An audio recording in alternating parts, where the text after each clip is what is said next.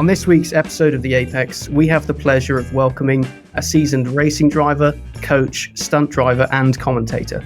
Having competed at the top level of the junior formulas, Oliver Webb has gone on to win the European Le Mans Series, the Dubai 24 Hours, and the Gulf Historic Dubai Grand Prix in James Hunt's race-winning Hesketh. He joins us today to talk about his career highlights, his involvement in historic racing, and what it was like being a stunt driver for the Mission Impossible movies. Ollie, welcome to the show. Oh, thanks very much for having me. Is it true that when you were younger, you were a big Stirling Moss fan, and you wrote a letter to him when you were 13? Yeah, I did. I must have been about 13. I can't specifically remember the age. I was super young. I was a fan not only of him, but of quite a few different other people of similar ilk and era. And I'll be honest, as much as it would be nice just to say it was just the one letter, I definitely hedged my bets. And I remember spending that week sending quite a few letters actually to various different people, including Nigel Mansell, and of the ones who replied, I even got letters back from Max Mosley, and I think I got one from Bernie Eccleston at the time as well. So I was certainly spreading out, hedging my bets to try and get a reply from those letters, and I still have them today. I actually keep them in my laptop folder, with my laptop that I take everywhere with me, just to kind of remind me and look back on every now and then. But yeah, I got handwritten replies from a lot of those people, which I was amazingly grateful for. Yeah, that's absolutely incredible. And Stirling actually wrote back to you. I mean, can I ask what he said? I mean, I asked the usual typical, how do I get into motorsport and what do I do? And he was very polite and very to the point in terms of this is what you have to do to get in motorsport, and these are the things you need to do on the side of it, and told me it was all about contacts and who you know as much as how quick you are. Corrected me on my grammar, which was the most embarrassing thing ever. I remember being bright red reading that letter, even though I was totally alone. Can't remember what I'd misspelt, but it was something he just corrected my grammar on. So let's pretend I was really young. And was that sort of a big influence on your sort of desire to then go racing? That must have given you quite a bit of motivation, hearing back from someone like that. It did, yeah, because it doesn't run in my family. It's not something that I connected through motorsport, through generations of history and racing or karting or even friends at school. So having a connection to people replying to me like that, of that ilk, was incredible. So it definitely strived me on to think there's hope to move forwards. And then from there, you've gone on to do some incredible things. I mean, you won the European Le Mans Series in 2014 and the 24 Hours of Dubai in 2015, as well as competing in a whole host of other endurance races. What is it about endurance racing that is so special to you? Well, when I left the kind of single-seater world, after having raced in most junior formulas all the way up to Formula One, I ended up in endurance. I wouldn't say by accident, but by naivety of when you're coming up through the ranks, Formula One is your goal. And it has to be that drive, that pinnacle focus. And then whatever happens when you fall off that single-seater ladder is where you typically end up. And that happens normally for most people to be in endurance racing. That's changed a little bit more these days, where people start off aiming to drive in endurance racing. But ignorantly at the time, I was so focused on F1 that when I then got this opportunity to test for Alpine and go into endurance racing, it totally opened my mind. And I never looked back towards any kind of single, not that I had the opportunity at that point, but I enjoyed the camaraderie, the first time in my career ever from starting racing to actually want another driver to be as fast as you, i.e. your teammate. It's the first time I'd had teammates that weren't racing against you in the other F2 or World Series car across the garage. So it was a different form and mentality of racing, and you got loads of seat time. And then, you've also competed at Le Mans. Could you talk us through that experience and how that particular race compares to other endurance races? So the first time I went to Le Mans was racing there. So I'd never been to watch. I don't think I'd ever watched a full Le Mans before that. I'd seen bits and parts and would watch it if I could in between other events going on. So to actually be there for the first time and realize, how out of my depth I probably was first going there, and how crazy an event this was. The whole thing lasts so long. It starts a week before the actual race on a Saturday or a Sunday with scrutineering in the town, and you do your media interviews and you do your team photos, the scrutineering of the actual car, which is famously done in the town of Le Mans. An incredible feeling to do that there.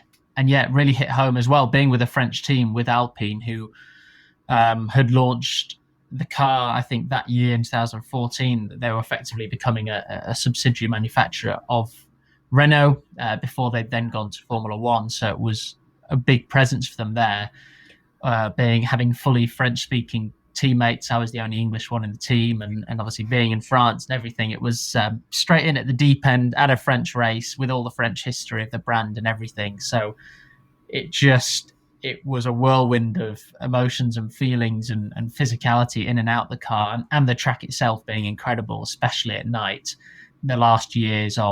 It was the last year or two of the open top LMP2. So it was, it was just incredible. Every single part of it was amazing. And I suppose on the physicality point, is it a harder circuit to drive because it's, part of it's on the road as well? Does that make any difference, or is it? No, actually, as a physical track to drive, if you were to drive Le Mans for half an hour versus drive Suzuka or somewhere else for half an hour, it's probably one of the least physical tracks. It's the one that has the most straights. Other than the Porsche curves, most of the corners are braking, stop, turn, go, and there's not a lot physically to it. But the fact that you do so much running over the week, it tends to be super hot in summer, and they're now closed cockpits. And for the kind of 8 of the years that I raced at Le Mans, they were all no AC, no kind of aircon cars or whatever in there. So it was extremely hot. It's more the mental challenge, Le Mans, than anything else. Yes, you're physically tired because you've been in the car kind of most of the week, and these night qualifyings go on till midnight, and you're up late every single day, pretty much up until the day before the race. But it's the mental side of it. It's keeping that mental energy for those 8-9 days, and with everything that's going on and trying to distract you outside of the race as well. And then moving towards sort of the historic racing that you've been quite heavily involved in, it looked like you were having a lot of fun at Revival a few months back in that 2-litre Porsche Cup car, sliding it around the circuit. As a driver, are you able to enjoy driving those cars a bit more than some of the more modern cars because of their sort of rudimentary setup?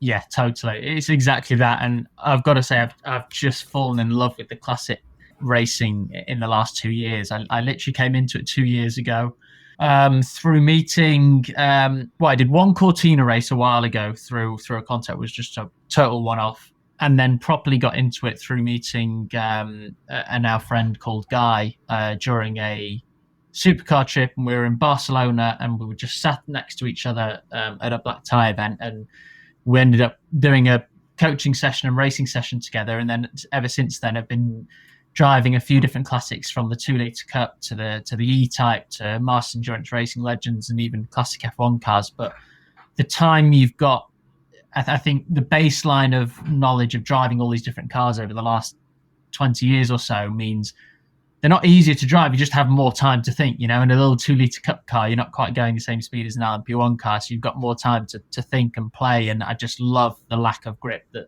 they've got compared to slicks. It's just so enjoyable. The POV that you put on your Instagram looks fantastic. You just sort of turning left to go right and everything. It was brilliant. They're not the quickest laps normally. Normally pick the third quickest lap, which looks the best. And then you sort of touched on it there, racing the historic F1 cars as well. And you actually won the Gulf Historic Grand Prix in Dubai, driving James Hunt's race-winning Hesketh. Could you tell us a little bit about that experience and overall race weekend? Yeah, that's an incredible event. It's only been going 2 years, that one. And again, a chance meet turned into a drive opportunity for the owner who runs that event, Fred, and has that original car, his first ever race-winning Formula One car. So it was very, very cool to see my name put as a sticker underneath his name with the British flag, and having the same middle name. And maybe that's why I ended up in it. He just thought it would fit. But it was an amazing car to drive, an amazing event, which is run so well. I think it's one of my favorite historic, if not my favorite historic event to go to, equal to, if not more than the revival, just because of the relaxed atmosphere of it and the high quality nature of the cars that are there, the way that it's run, the events that go on in the evening, and the people that come. It's so fun, so warm, so welcoming, that Gulf Historic. But yeah, purely driving that car, it's just a go-kart with a load of power. You know, the aero does some effect, but for the amount of wing that you see visually, it doesn't do too much. So you can really slide that thing round, which is quite crazy to think. But I mean, anything I get into, I'll try and drive it as quick as I can and as safely, looking after it for the customer as I can. But I tend not to think of the history too much once I'm in the car. I just want to drive it as quick as possible. Yeah, I can imagine that could sort of cloud things a little bit when you're sort of so worried about the significance of the car you're driving and you know, your ability to then push it to the limit, that sort of thing. Yeah, it does. You see that a lot in the revival with these 250 GTOs and these 40, 50, $60 million cars that, you know, you wonder, oh my God, how can he be going side by side with him driving that car? But to a point, you have to drive it a little bit subconsciously and rely on your talent. If you start driving it at 80%, that's normally when mistakes come in. So I think that's why you see at the revival such crazy racing, because generally the drivers that are in them are incredibly talented, and on top of that, generally the owners are quite encouraging. You know, they want to see their car at the front, so they tell us to go hell for leather. Absolutely. Yeah, no, I think that's the magic of those events as well, is the fact that they're not being driven at sort of 80%. They are being pushed so hard. As a spectator, it's exactly what you want to see as well. And then obviously sort of going back to the more modern motorsport, obviously technology and innovation play such a huge role. What are some of the latest advancements that have had the biggest impact on your racing? Latest advancements. I mean, in terms of the actual cars themselves, they're always evolving. It's regulation dependent on what we can and can't use. There's a lot of things that are out there, electronic system wise and hybrid deployment wise, that totally depend on the series that you're racing in. I mean, certainly Formula E is quite a good place for testing those new innovations with the amount of power they get from such a small energy block on the front of the car, powering the front wheels, and then using that also for the braking and recovery systems. The last 3-4 years, I'd say, of Formula E, the technology there has incredibly advanced in how quickly their lap times have grown. And it wasn't that long ago that they were having to use 2 cars for one race, and now they can use one and make the race 3 times as long as it used to be.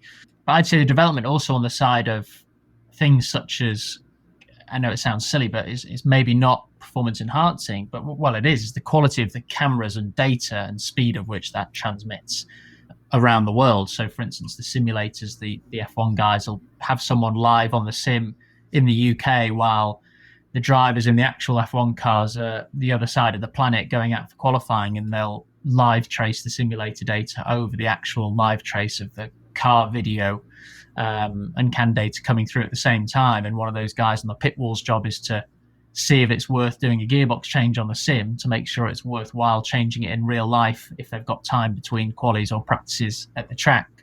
From a coaching side as well, the things such as VBox have come on incredibly well. So the data and video you can get as an amateur, in inverted commas, racing driver is unbelievable. So the old school days of coaching, of standing on a grass bank with a stopwatch and watching one corner at a time, now you can see absolutely everything for minimal investment, which is incredible. I mean, these VBox softwares that Julian and the guys at VBox have created are so helpful for these guys finding the time and accelerating your progress of learning. And then you've also done quite a lot of testing and development work for manufacturers as well, such as Koenigsegg, BAC. How involved were you in those projects, and what kind of work does that entail? Well, not so much Koenigsegg, but definitely with BAC, some speed runs with SSC Tuatara in the past. I've done a lot with, and continue to now, with a brand called W Motors in the UAE, who make police vehicles and the not so exciting road car electric vehicles that you see, all the way up to their hypercars. With BAC, I was with them for, I think, 6 or 7 years, and continue to every now and then when they have like a speed run or record they need to do some driving for them. But I think at one point I'm not sure how many cars they've built now, but the first 6-7 years I was with them, I'd driven all 130 cars that had been produced worldwide at that point. So every single one that came off the line, we'd do a shakedown on. We'd take it to Liverpool Airport. We'd get to drive up and down the runway on there to bed in the brakes and the electronic systems and check everything's working. Then do their road test drive before they then get shipped around the world. So very heavily involved on that side, which was great fun, and BAC are a great company making great cars. And now with W Motors brand in the UAE, whose famous car in the Fast and Furious jumped out the side of a building is what they're most well known for. I know the one. Is it a Lycan? That was the Lycan, yes. And now they have the Veneers, which get shipped around Asia, and now something called the Gaiaths, which are their big SWAT VIP and police cars. So I find it quite interesting to get involved on the non-supercar side of test driving as well, because it's not something normally you dabble into, and you always learn something new. Yeah, absolutely. And then you also did some stunt driving as well for the Mission Impossible movies. Could you talk us through some of the most memorable moments from being on set? The most memorable moments. So it always sounds more glamorous than it is. So you've got there are some funny stories. So I've done stunt driving for a couple of Mission Impossible films, Men in Black, The Mummy, and a couple of other these films. Sometimes you wouldn't even think you need stunt drivers for. You think, oh, why does The Mummy with Tom Cruise need a stunt driver? But a lot of these vehicles or alien-style vehicles beneath the CGI is an actual car or stunt driver doing stunts. So, 1 minute we can be, drifting through the streets of London in a car, and the next minute we're in a London taxi cab going 5 miles an hour up and down a road for a week straight. So it's not always the exciting driving backwards down a set of stairs and flipping and exploding, because I ignorantly, when I first came into that world of stunt driving, was right, okay, where's the car, where's the ramp, what jump are we going to do first? And of course, in a film set or in a scene that has, let's say, for instance, in the last Mission Impossible, you're driving over, actually, sorry, I think that was for The Mummy, you're driving over London Bridge, and every single human vehicle, everything in the water, in the air, has to be a stunt vehicle, which when I watch a film or watched in the past before being involved in that side of the world, you just think, oh, that's the chase car and that's the stunt film. And you don't even think about everything else and all the cyclists and people around. But of course, there's hundreds of stunt drivers and stunt people involved in these films. So sometimes you end up in a cool car doing the cool job. Sometimes you end up as one of the background people, making sure that you don't hit a London bus in your London taxi cab and wearing a funny wig. I remember one of the Mission Impossible scenes was six, I think it was 6 figures a take, and it was central London, and we only had 3 takes to do it because we were using London Bridge at the time.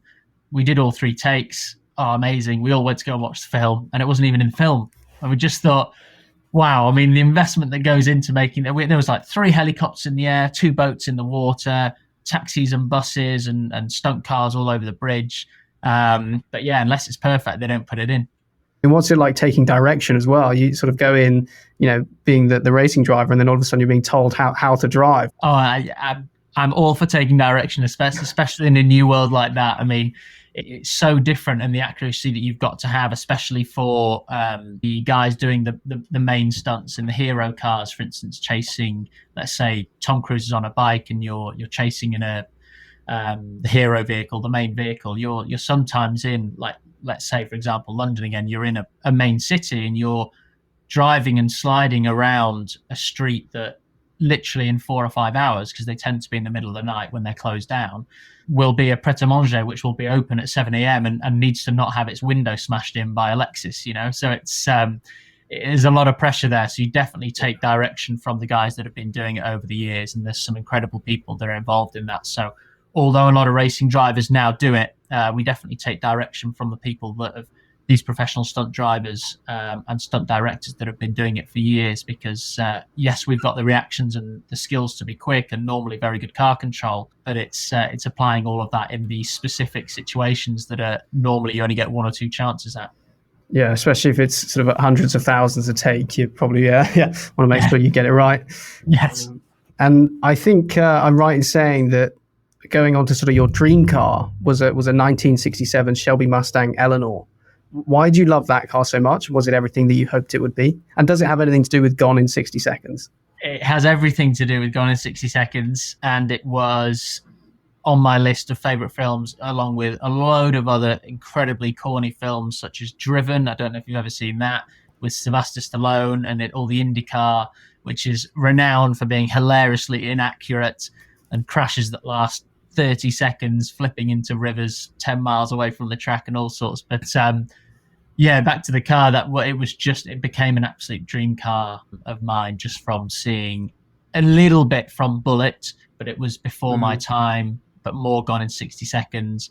It visually absolutely lives up to, and to the ears lives up to that car.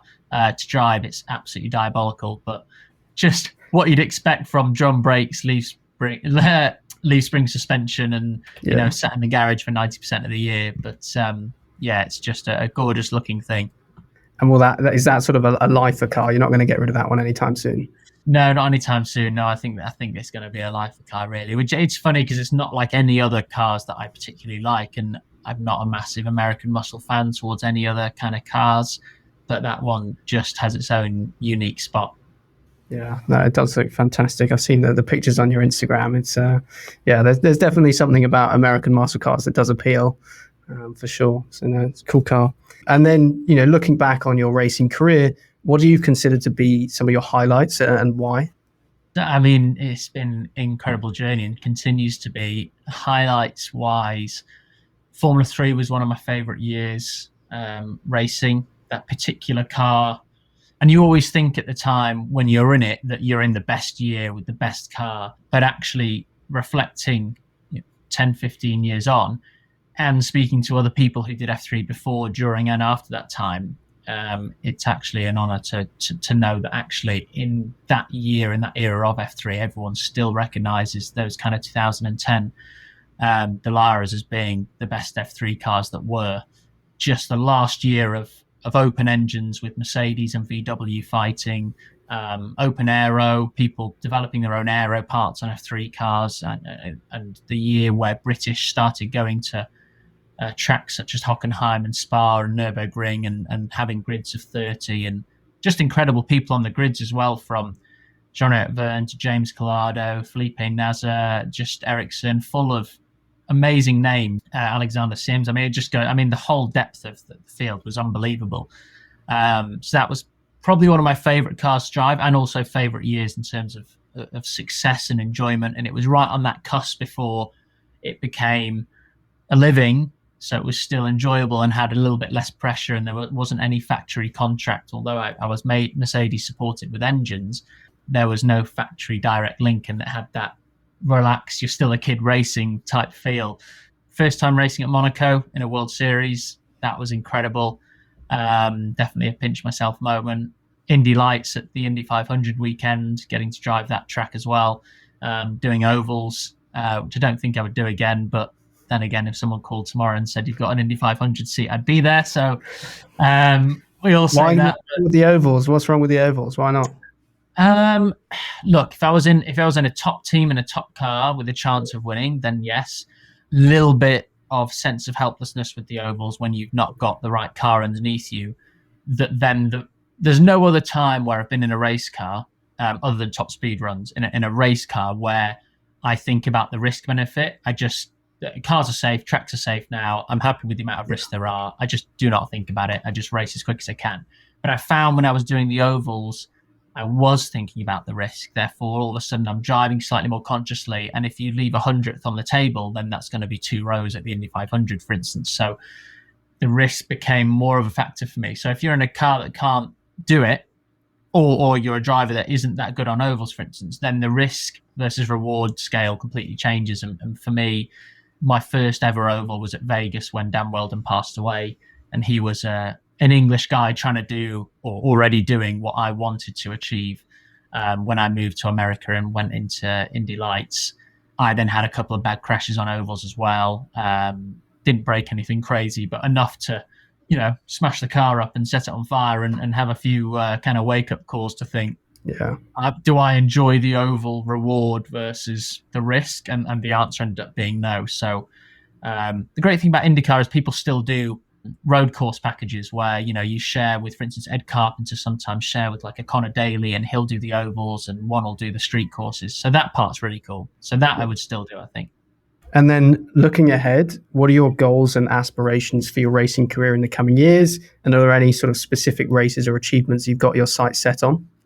Yeah, I think Le Mans is still the main goal, to try and win. We've been lucky enough to get a podium there, and we won the European Le Mans Championship, like you said. But we ideally need to be winning the actual race. It's a little bit like the IndyCar series. You know, people remember the Indy 500 winner sometimes more than the actual series winner.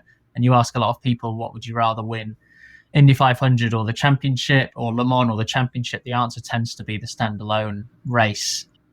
Interestingly enough, it doesn't happen with Formula One. Whether you ask them about Monaco or Formula One, it's definitely always the World Championship in Formula One. But the aspiration is to stay in the top level of motorsport, being Le Mans and endurance racing, for as long as possible. I get to do all these amazing classic races and GT races on the side because of being at that top level and doing well. But we've got to make sure that we've got a team to do it with. So I've taken a year out of the World Endurance Championship and trying to make sure that when I do get back into it, I'm in a team that's capable of winning. And then we are sort of coming up on time, so I'm just going to ask a few quick fire questions, if I may. Do you have an ultimate driving road / car combo? Driving road, if it was one of two, Ras Al Khaimah Jebel Jais in the UAE is an amazing road. We've had that closed down a few times, and it's like you can see all the way through the corners. It's got hairpins, it's got fast turns, it's like 20k long, so it lasts a long time all the way to the top, and it's 3-4 lanes wide, brand new tarmac. That's amazing. Also, Red Rock Road, which is a beautiful road, which we sometimes take on this supercar tour towards Monaco, is stunning. And in what car? Maybe a 458 Speciale, because it sounds amazing. It can drift really nicely. It's kind of modern enough to still have quick gear changes and be comfortable to drive, but also delivers when you need it to. And do you have a favourite circuit that you've driven? Favourite circuit is probably always going to be Spa. In terms of unique circuits, the Macau street circuit we did in F3 is my favourite street circuit and probably the most unique kind of side answer. But as obvious as it sounds, I think I must have driven almost 200 tracks now, and Spa is still number one. So we're incredibly lucky in Europe and in England that we're this close to that track. Yeah, we've had that question asked to a few of the guests, and pretty much everyone who's a driver has said Spa. Right, interesting. Literally, yeah. And then as a driver coach, is there one standout technique or alteration of driving style that is most effective at making someone a better driver? Yeah, braking later. It's the hardest thing to do, and the thing that most people don't tend to want to do, because it's easy on a simulator to brake nice and late, but tends to be when you actually get on the real track, you brake a bit early, you see where the car stops, you safely get on the throttle, you then induce a load of pitch into the car, you create this kind of consistent 20% throttle through the corner, which gives a balance which actually isn't inherently in the car, that you're inducing it, and then you feel like you can't make it through the corner because you've driven through it too quick. So then you brake even earlier the next lap. So it's unfortunately the hardest part to fix is also the most dangerous part. But everything is solved when you get the braking right. The rest of the corner becomes a bit easier. Is it a case of every lap just braking a little bit later if you've made it the lap before? Yeah. A lot of it is self-teaching, that you don't spend the whole session doing the same thing. You know, motorsport's expensive, so you've got to make use of every lap. Obviously, enjoying it's a big factor, but if you want to learn, you've got to push yourself every lap. And picking tracks that are nice and safe, like a Silverstone, where you've got a lot of runoff, and picking a corner to try, let's say, Stowe at the end of a big straight with a big braking zone, but you've got a load of tarmac and gravel after it.